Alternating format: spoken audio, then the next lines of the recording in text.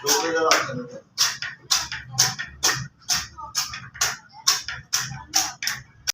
चार धियां ने मेरिया मकान किराए का जनाब गन्ने छिल के देना वा घर का लंगर पानी चल रहा बड़ा औखा महंगाई का टाइम है बहुत औखा वक्त लंघ रहा साडा बीमार आ पट्ठियां का मसला है कभी माल मिलता कभी नहीं मिलता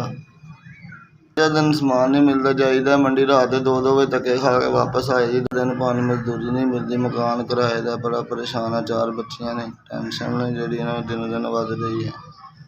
आप भी बीमार आ परेशान आ दवाई नहीं ली जाती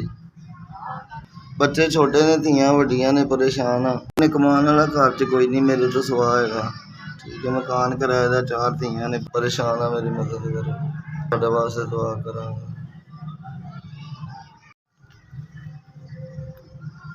5000 की साड़ी मदद की अल्लाह तुहाडी मेहरबानी करे अल्लाह तुहानू तंदुरुस्ती देवे अल्लाह तुहानू बाद रखे तुहानू खुश रखे अल्लाह तुहानू जिंदगी लम्मी देवे तुसीं फिर भी गरीबां दे वास्ते करदे रहो खुश रखे अल्लाह तुहानू बाद रखे मेरे तुसीं 5000 की मदद की अल्लाह तरक्कियां तुहानू कामयाबियां दे गरीबां दा एहसास करदे रहो गरीब तुहाडे वास्ते दुआवां करदे रहन चीज़ दा तुहानू अल्लाह इस चीज़ दा सिला देवे।